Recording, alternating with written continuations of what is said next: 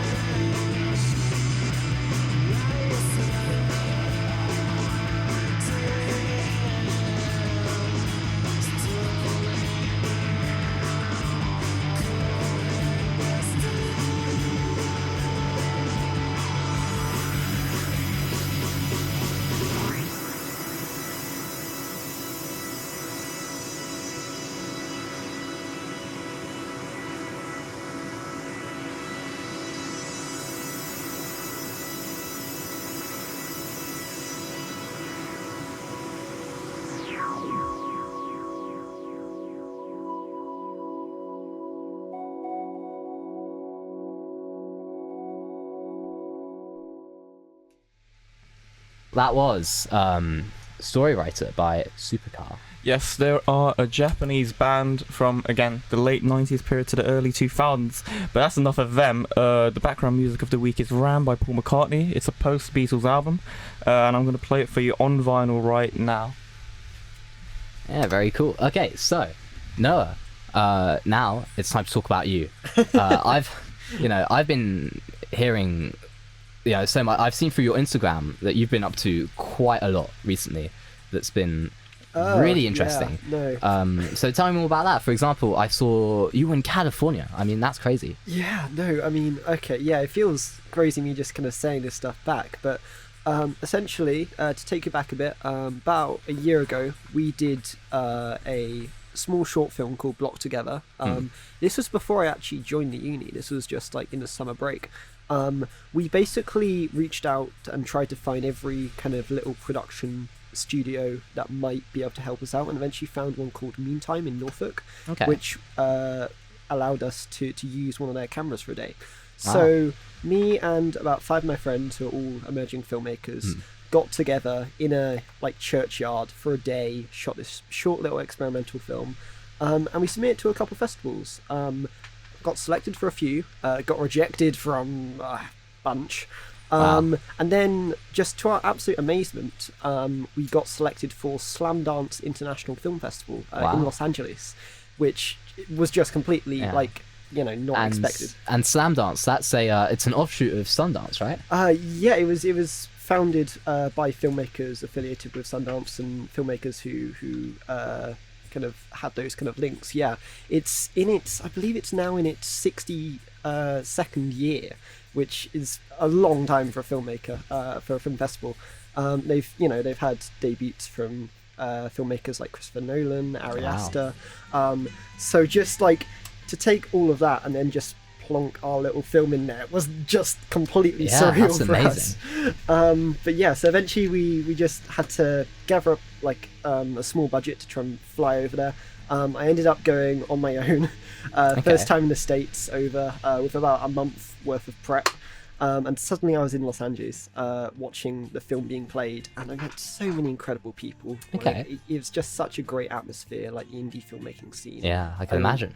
Yeah, no, it was really brilliant. And yeah, a very, very hard strain on the budget, but we just about managed it. And How did you go about collecting that budget? Because that was it was a really last minute thing as well, you were saying, right? Just kind of asking favours, really. I mean, the budget saving tip that I kind of remember was I was staying in this tiny little hotel, close to Sunset Boulevard, and they had a free breakfast buffet just in the hotel, and they also had a mini fridge in the room. So my little hack that I did was I went down at about 7 a.m. every day, gathered up a bunch of plates of breakfast, took it up to my room, put it in the fridge, ate a bit of breakfast, went out to the festival for a full day, about a 15-hour day, then came back late at night, and then just ate what was in the fridge.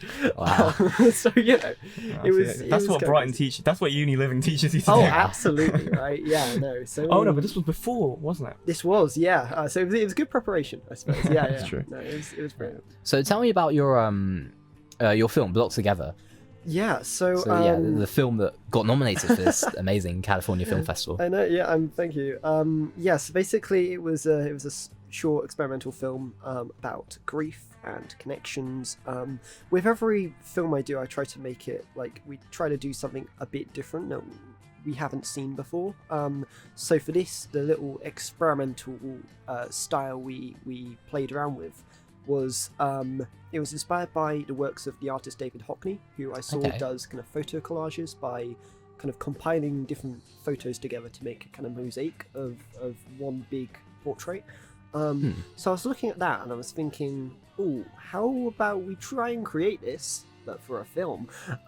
So yeah, we just got a load of different shots and then put them together on the screen to form one big wide shot, and then just played around with kind of color grading and stuff. And yeah, it was really well received, and it worked out. Thank God. A lot of sleepless nights of editing, but it was good. That's amazing. Is it just like a random collage of shots, or is there like a bigger story to it as well? Yeah. So it's set in a churchyard, and it's about I won't give too much away, but it's about a brother grieving the loss of his younger brother who has unfortunately passed. And it's in a churchyard, and it's about him trying to connect with a friend of that brother. But yeah, no, it was mainly a kind of concept film to just like see if something was possible. I think so many of the projects that I've done, maybe you guys are the same, has just been like from just me thinking of an idea and just trying to figure out if it's possible. Yeah. I don't really wait to see if there's proof if it's possible. I'm more of a kind of doer. Like, Okay. I don't know. Yeah. I mean, I would suspect the same with you. I mean, you guys do a load of creative projects yourselves. You've got the band going, Sons of Lonely Yes, Satellite. of course, yeah. You've got obviously this radio show. That is And true. yeah, We no. do a lot of wing balling in Yeah, that sort of work. yeah. Absolutely, that's a good word. Yeah, exactly, right. Yeah, Because we eyeball a task, we're like, okay, it'll take, I don't know, 1 month to do so and so, and it takes like 10 months more than we expect it to. Yeah. And then we just wing it, and then here we are. Absolutely, Yeah. yeah. I think there's so much to kind of say with the doing aspect of it. Like, I don't think any creative person should ever wait to be told to go and create something. Yeah. Honestly, I just think like you can surprise yourself so much with what you can accomplish just by going out and playing around with stuff. Yeah. Yeah, no, I mean it won't always work as well. Obviously, like you have failings, and you have things that go well, things that That's don't go part well. of the process. Isn't Exactly, it? right? That's Yeah, true. no, I'm sitting on a mountain of my failures. But No, hey, it's it's worth because it.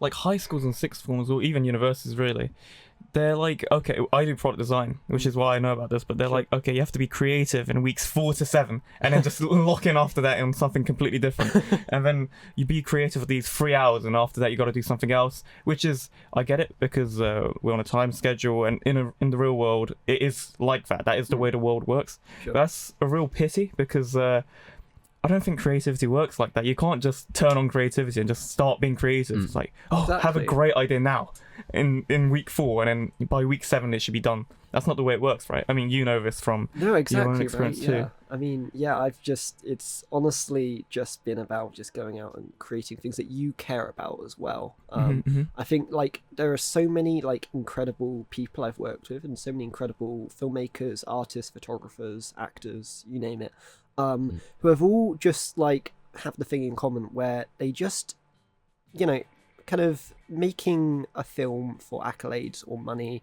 is always kind of second. Like, I think the truly best of the best just create it because like the absolute like kind of bone of it, they just enjoy creating cool stuff. Yeah. Yes.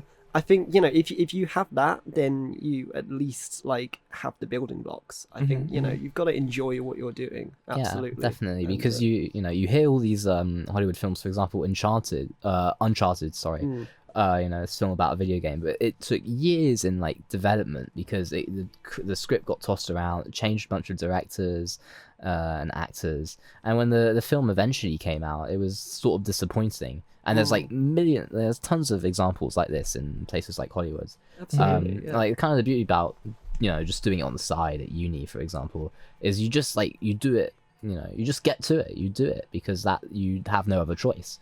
Yeah, it's a really great environment. Yeah, and through that you get to do something you're passionate about, which is really good. Yeah. I find that there's a lot of people out there, like famous, like J.K. Rowling or Murakami. These are novelists now, but they weren't like classically trained on making a novel, which is the same as you before you came to Sussex. Yeah, it was a lot more self-training, right? And they did it in their free time, but I think that gives you a lot more freedom to think outside the box. Obviously knowing the way the world works, and then breaking the rules is easier than not knowing the rules and then handling it that way. But these guys, because they're outlaws in wherever field they are in, people don't like them at the start, but then you get to read it and it's so much more creative than, I don't know, someone that's been told to do a specific formula for creativity. Absolutely. So, I think that's a major factor in society now. But how would you say Block Together is different from your previous or current or other films? Yeah, well, the goal is to try and make every film as different as possible. I mean, like lots of directors have a set style. I'm still very much kind of, open to figuring that out. I don't want to lock myself into a style like so soon. So yeah, like the big experimental thing that we were trying with Block Together was a way of visually telling a story with kind of mosaics and blocks and like different aspect ratios of a shot. The most recent film that we've actually just wrapped just this summer is currently in editing at the moment. It's called The 6 Seconds.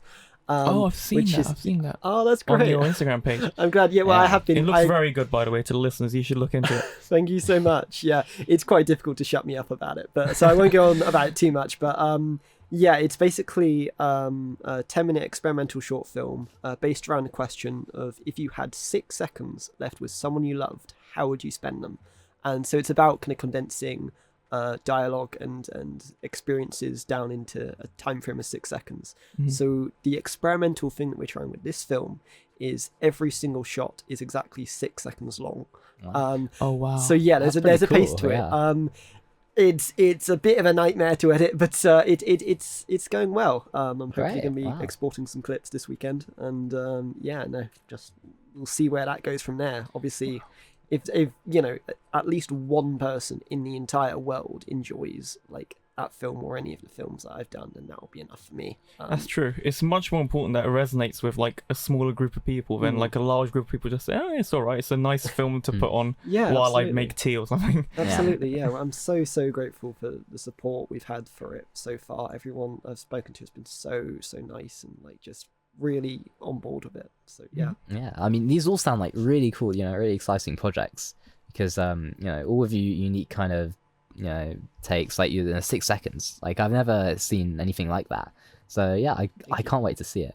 Thank you so much. I'll definitely make sure there's a screening of it. That's actually a really enticing topic. Sorry, just one more question before the song. I know. No, sure. Wants to, about the 6 seconds thing, because that's quite love or like spending time with loved ones is usually the shots in those are usually really long shots, focus on every intricate detail, right? Yeah. But short shots, Edgar Wright uses it a lot in films like Scott Pilgrim. Where it's used to show pace. Even in writing, a short sentence is used to build up tension, right? How do you get the great mix between tension and slowness and pace, not feeling rushed, both for yourselves but also for the viewers? I know it's not released yet, but no, that's such a good question though. Yeah, it's there was a lot of, I mean, very early on there was a lot of kind of experiments I was doing with a kind of stopwatch about like kind of timing each shot. So we experimented with kind of 4-second gaps, with 7-second gaps. We eventually landed on 6 seconds. Because with 6 seconds, it allows you to feel the rhythm of the shot, I found. And it allows you to kind of feel the moment. But it's also got that kind of quick pace to it, which is really nice. So yeah, no, it's there are some like parts in the film that are quite kind of hectic and quite rushed, where our main character Mark is running around, breaking into his father's study, all of this stuff. And there's also very kind of quite drawn out moments where he's in a church and he's talking to a priest. So yeah, it's about a balance. Yeah, definitely. Yeah, it sounds really cool. The kind of the scope you could get in just 6 seconds, from like really fast kind of hectic shots to more drawn out ones. Even with just 6 seconds, it might seem like a short amount of time, but like if you just put a still kind of shot, for example, I find that could be quite powerful. So that's great. That's true. Well, more from Noah Boyce later. For now, we're going to play a song. It's a Scott song. No, this is a Noah Boyce song, actually. Oh, sorry. Yes. My bad. It's a Noah Boyce song. Yes. So this song is specially selected by Noah Boyce. This is Bohemian Like You by the Danny Warhols. A great song. An amazing choice from Noah. Sure. Here it is.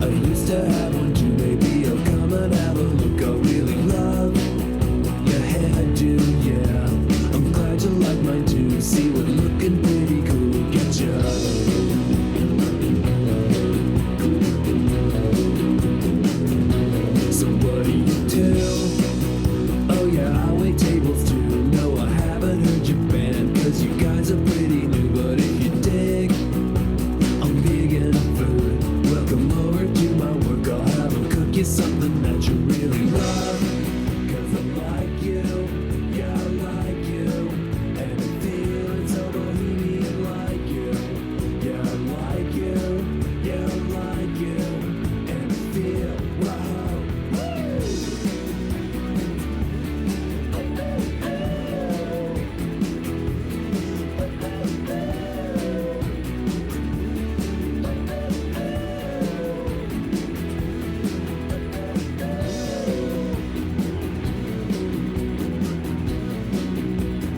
Wait, who's that guy? Just hanging at your pad. He's looking kinda. Yeah, you broke up, that's too bad. I guess it's fair. If he always pays the rent and he doesn't get bent about sleeping on the couch when I'm there. 'Cause I like you, yeah, I like you. And I feel it's so bohemian like you. Yeah, I like you, yeah, I like you. And I feel, wow, woo!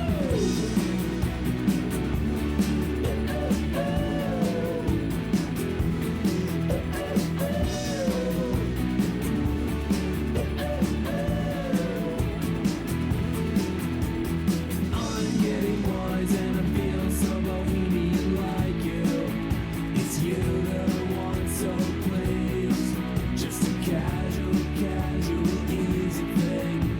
Is it? It is for me. And I like you, yeah, I like you. And I like you, I like you, I like you, I like you, I like you, I like you, I like you. And I feel, wow, woo!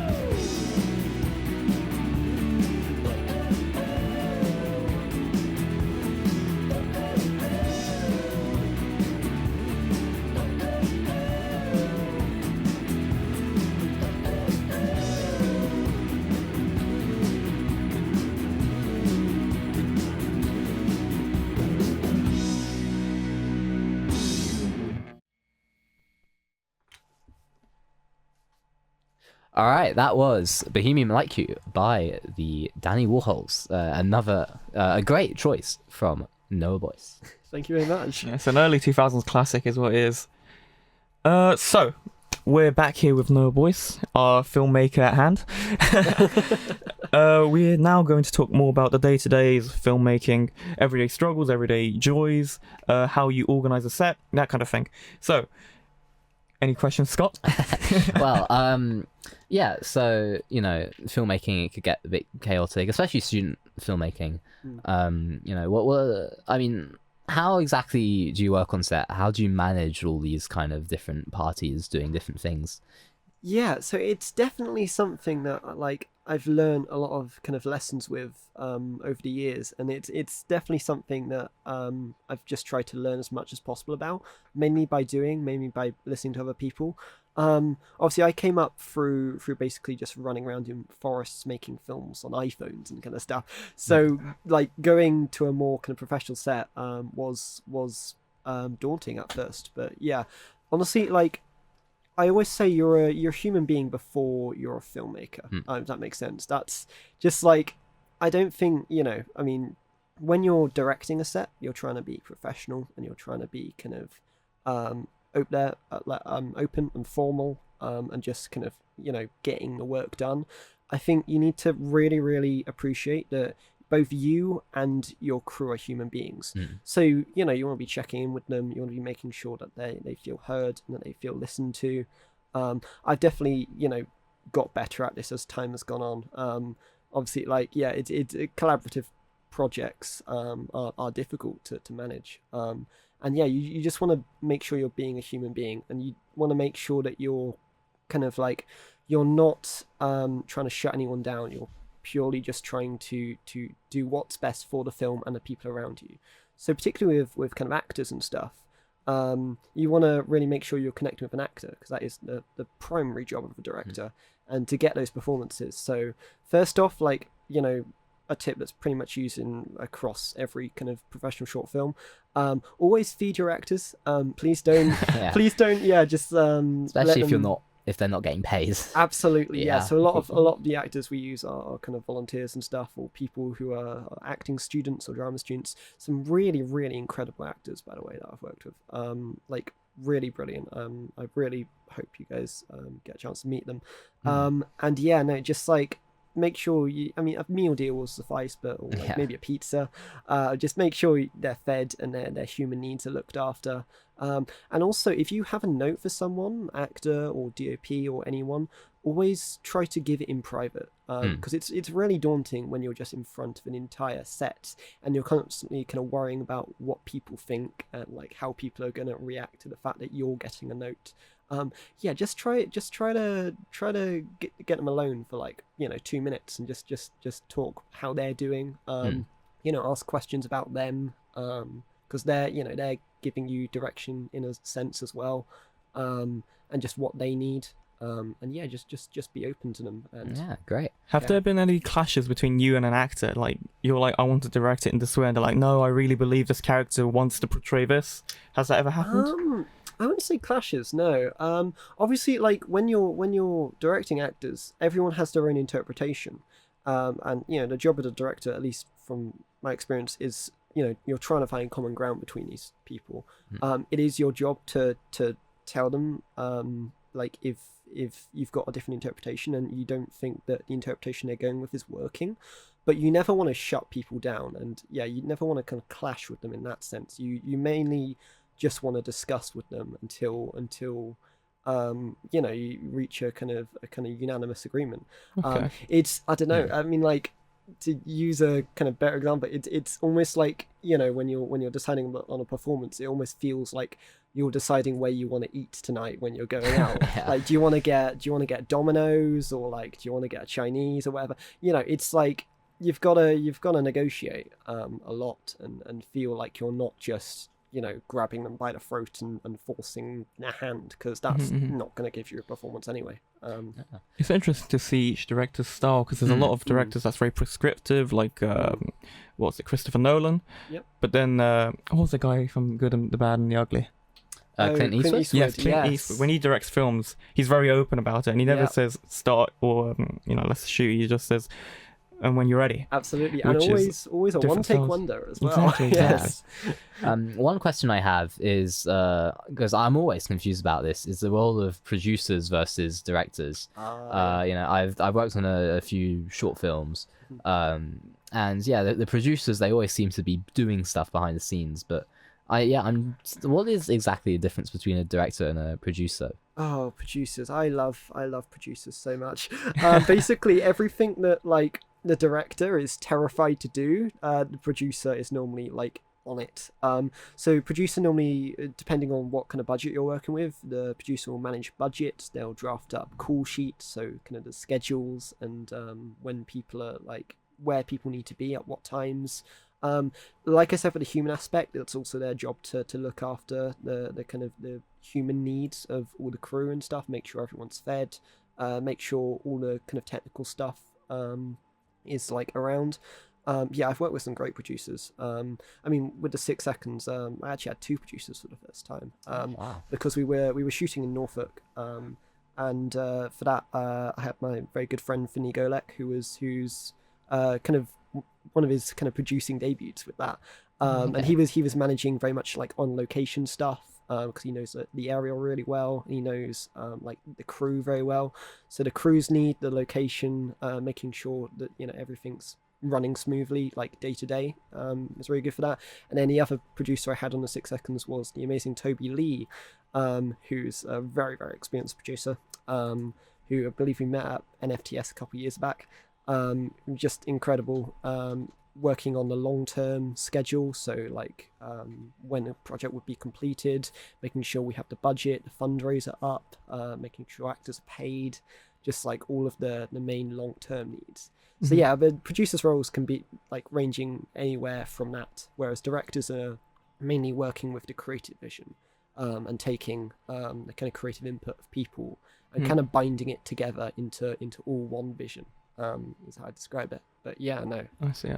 Very cool. That's amazing. Well, let's talk about now projects that we worked actually with you on. Yes, both yes. of We us, all worked on this project with Noah Yes, Boyce. We had the about a pleasure year to do ago it. now, roughly, I think. Yeah, it's Ooh, called yeah. the 36-hour film challenge. It's a film challenge that was held in Brighton, but I think they do it all across the country. They do, yeah. There's a lot of different ones. Yeah. So you get a topic and an item that you have to put in the film, and then you have to write the film, think of a topic, film it, get your actors in, edit it all within 36 hours. It's a very, very intensive Yes. challenge. And Noah here was the director of that, and Oh, we yeah, had the pleasure of co-directors. Yeah, well, not quite co-directors. We just kind of. Well, no, Oh, him wow. and no, not us, Yeah. not No, us. not We- us. No, definitely not us. Noah Boyce was a co-director Oh, to yes, someone that's else. Irina was the other. Yes. Oh, I see. Yeah, yeah. And in that, Scott was Grip.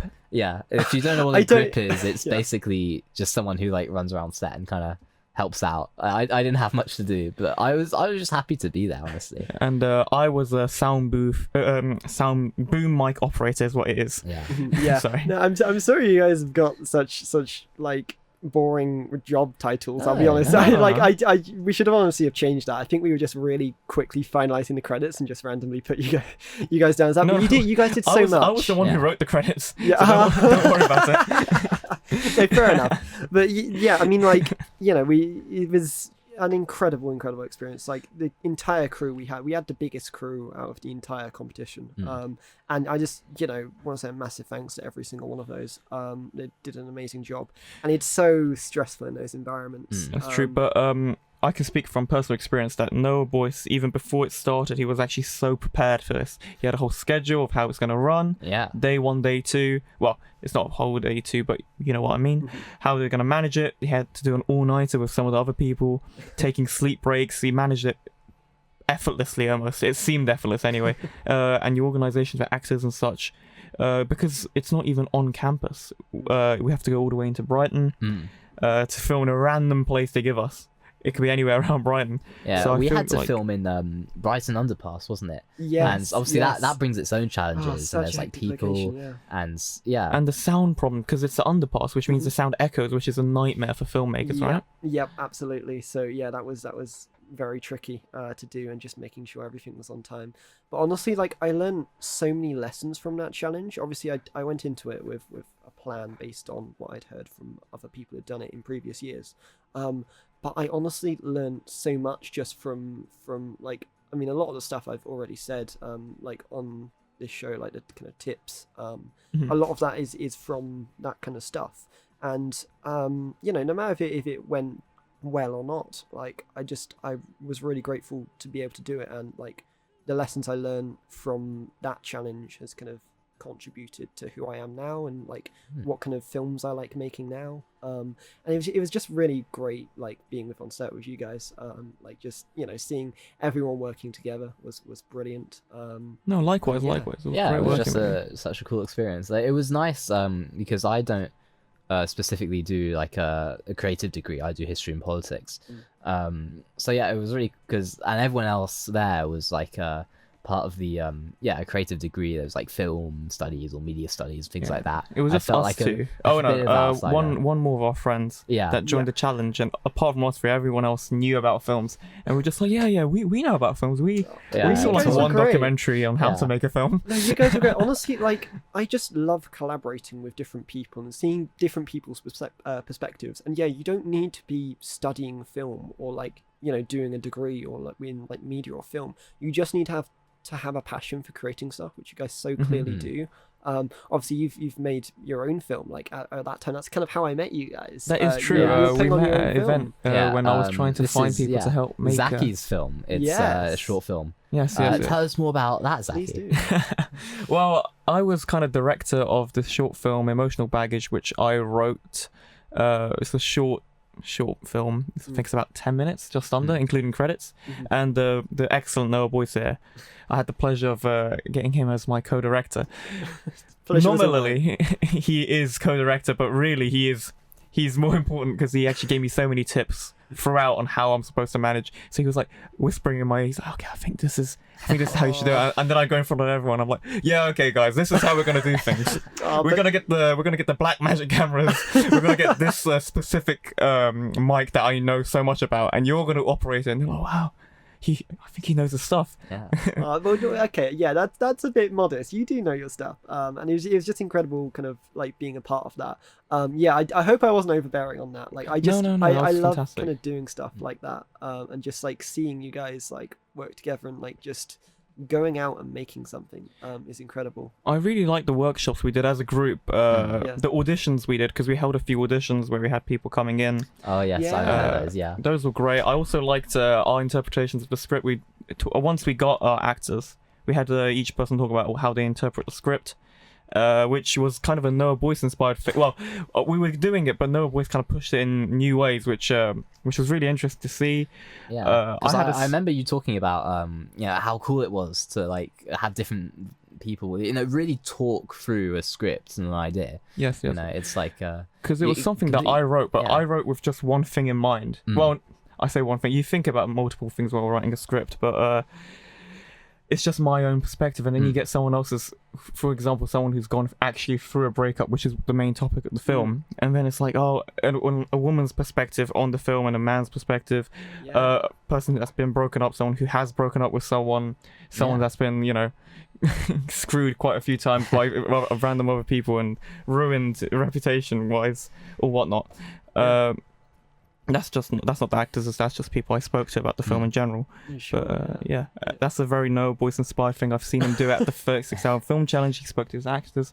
Just a great director. I can't say enough about this guy. He's a great director, Yeah. everyone. Thank you very much. I do want to just say I am still very much learning.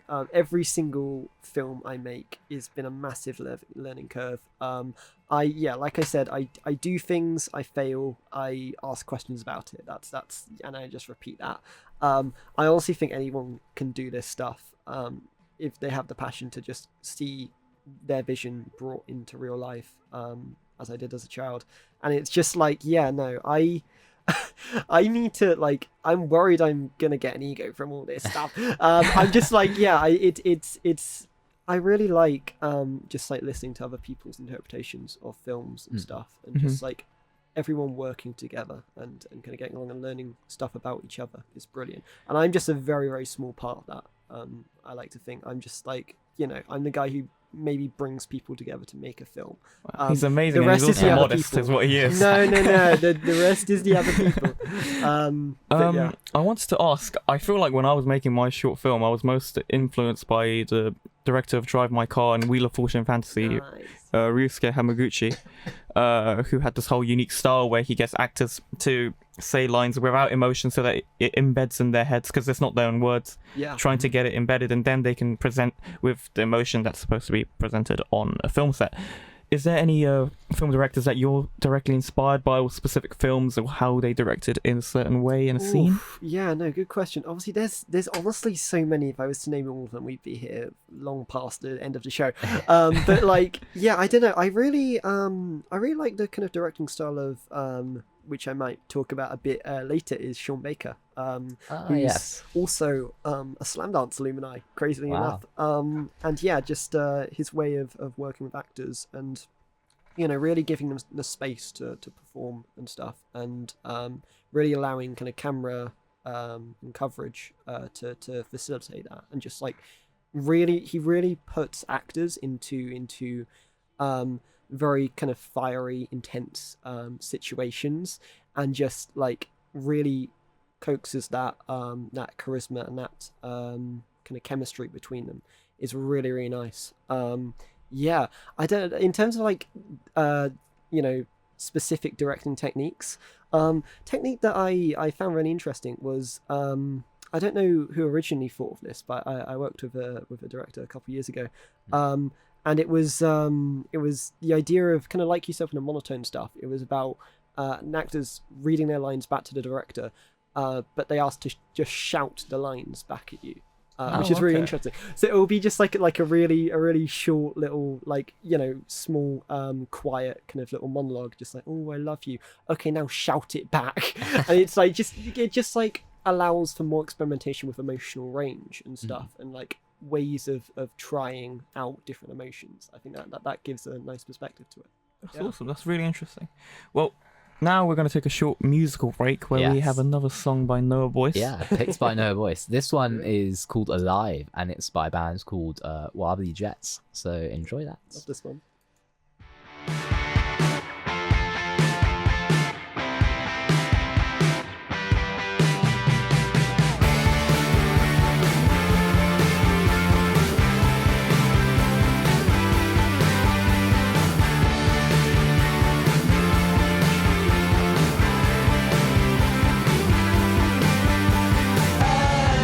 Biding my time at the end of the line.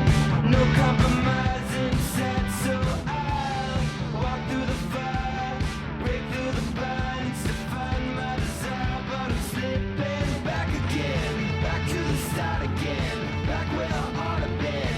Feels like the tide is turning back again. No sign of settling, just like there's never been. Sounds like the record's broken. It's been up and down, but I know I'm fine. I'll take my time. I'm alive.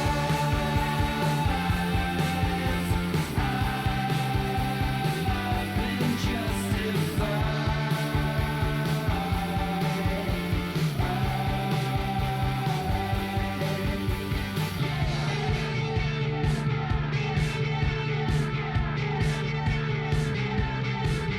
Panic attack, I'm slipping through the cracks. Everything's turning black. Still don't know how I'm gonna make it back.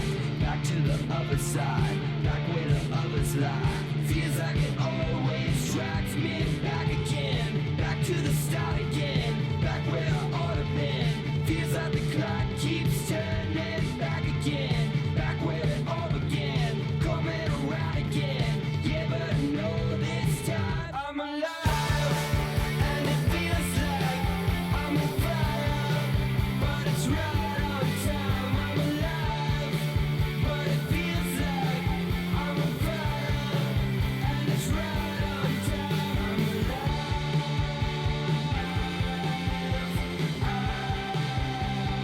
I've been justified.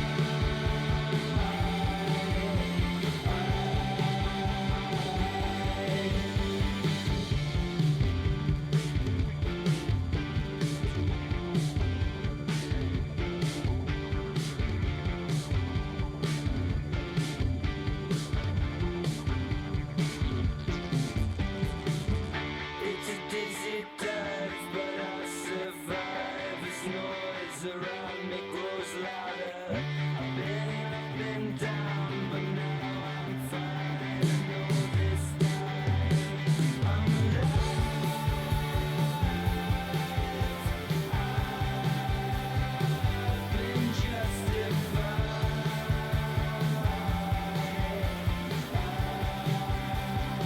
I'm alive, and it feels like I'm on fire, but it's right on time. I'm alive, but it feels like I'm on fire, and it's right on time.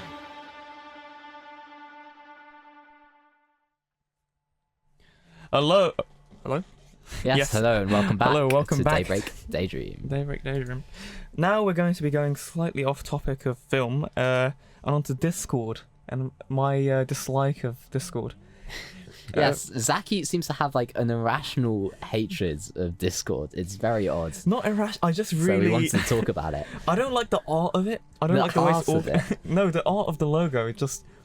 I The don't know, logo? I look at it and it just invokes anger.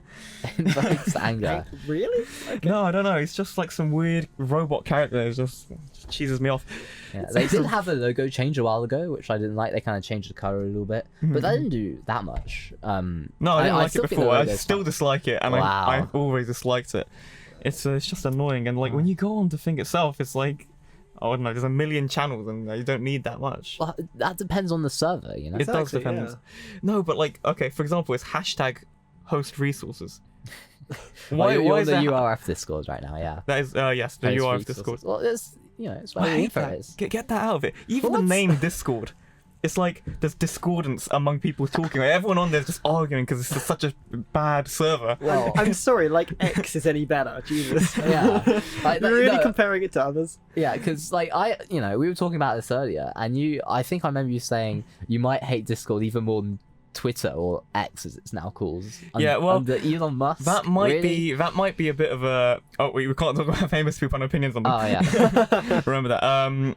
No, that might be a bit of an over exaggeration. Okay, X is probably worse. Probably. Probably. I agree with that. Wow. But Discord is still bad. I don't know, it's just irritating the way it works. Like, WhatsApp's simple and easy. I'm not saying it's better because no, the thing about WhatsApp is just like texting. Discord Yeah, is yeah, like yeah. you communicate. you with can do a different lot people, more. You there's can a watch bunch of films on it. channels. You can do Exactly. I do get that, but the thing is, I don't know. I don't want to communicate with people on that level. Wow. Antisocial. Oh Wow. my god. I think WhatsApp's enough because by not having Discord, I can say I can now not talk with you on that specific level. I don't Jeez. want to get on that level with you. People are like, get on Discord on WhatsApp. It's like, hop on. It's like, no, screw you. I'm not hopping on. Stay on WhatsApp. We're not Oh. Discord level friends. We're not honestly. Discord Wow. level friends. We're gonna. I mean, I get that the layout of Discord could be a bit confusing. It was for me when I first joined, but you get used to it pretty quick. And Well, not it's just still a confused. It's useful just irritating. It just irritating. invokes anger is the term. It rubs me the wrong way. That's a bit much, I think.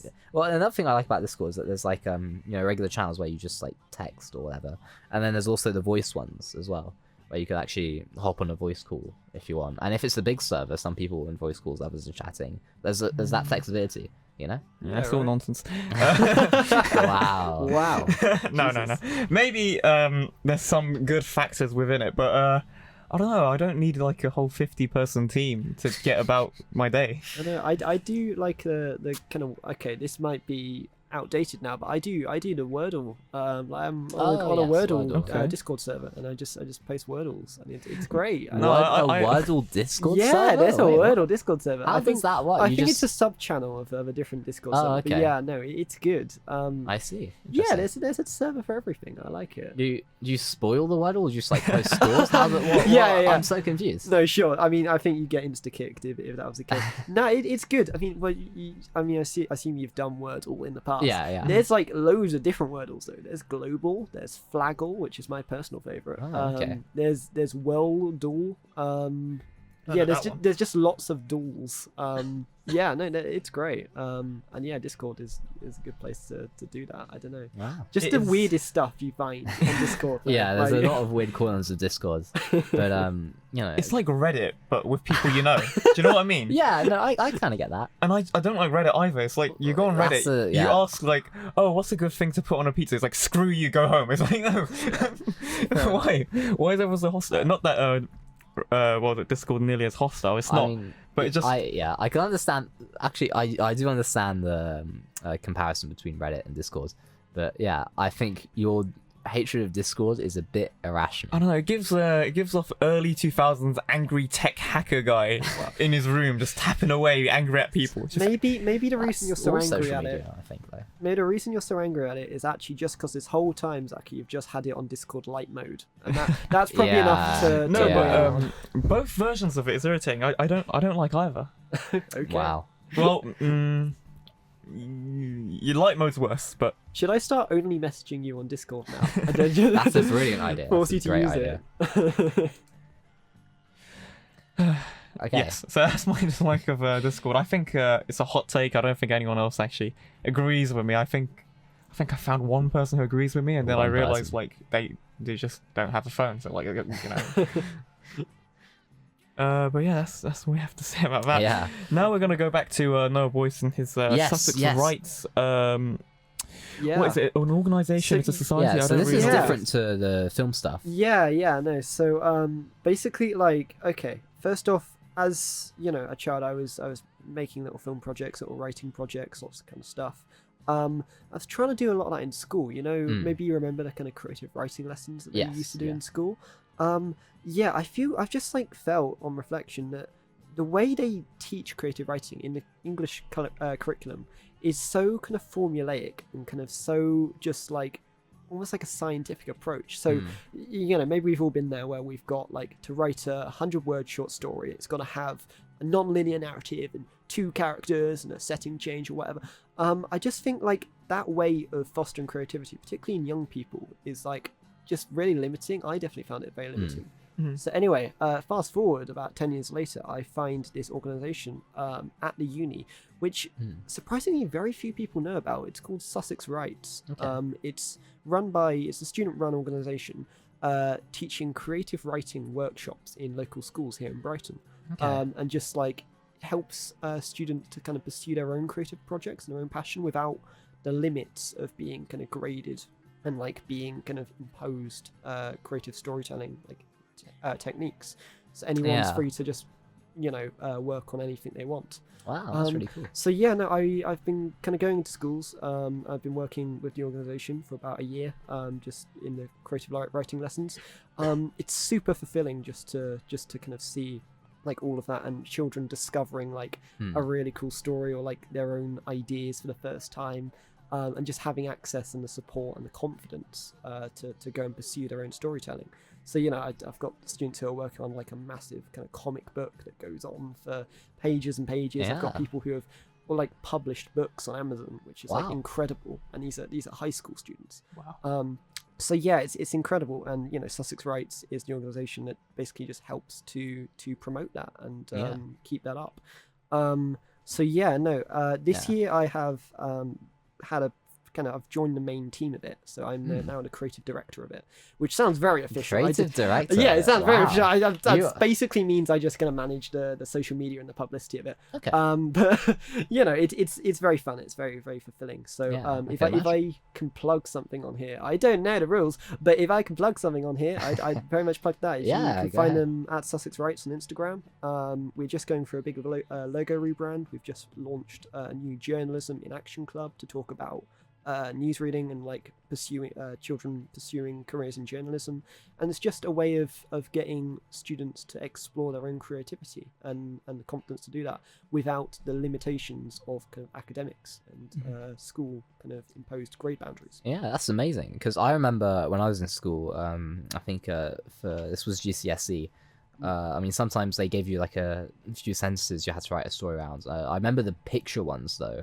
I remember being annoyed because they said part of the exam was they kind of give you a picture and they say, write a story about this.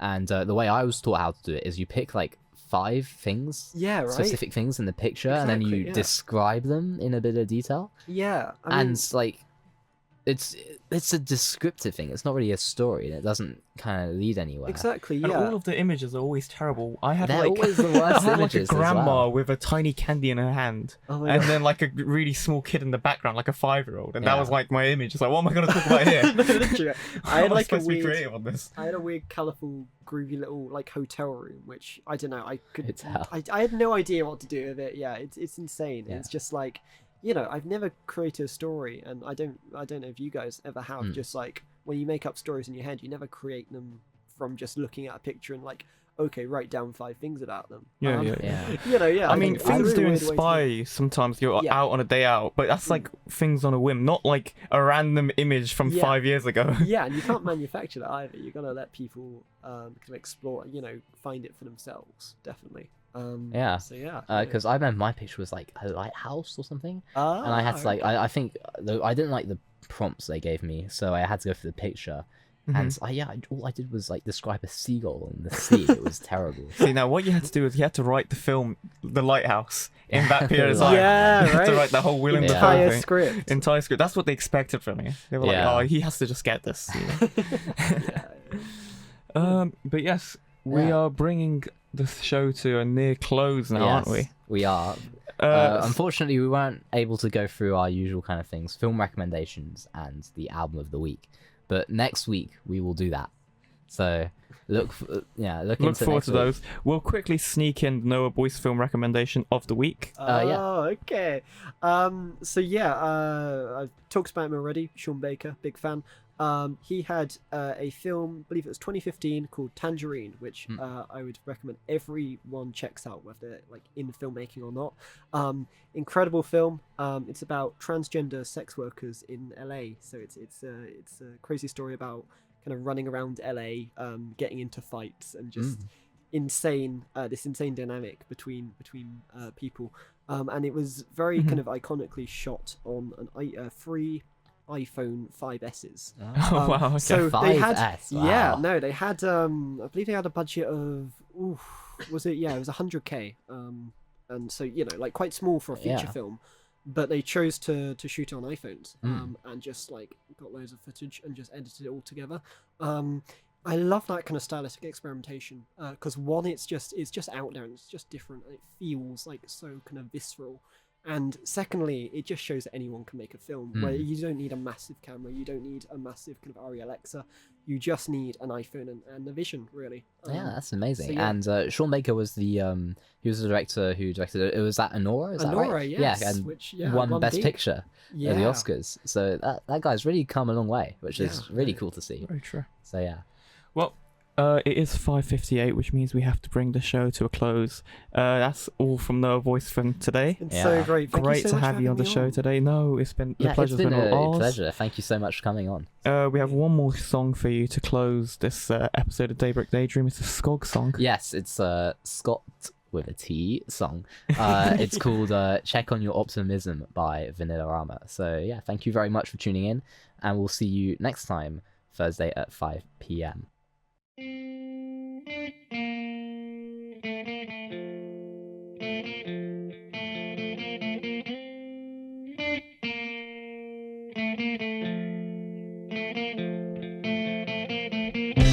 Of a song that doesn't matter, something to play amongst the chatter. In the background, expectations for quality are much lower. Heard you didn't like the lyrics, truth be told it's nice to hear it. Got no one left to impress, so stupid stuff is in off limits. Glad to play to some more crickets, guess that's just a family business. You navigate your way through trepidation states of populated genius. Thinking this isn't really it, is it? Begging the farmer for forgiveness. Oh, I'm not who you were missing. Oh, you thought that I'd be different. And if it's you that wants a promise, life will hand you some new lemons to make you stand and make a profit. Better check your optimism.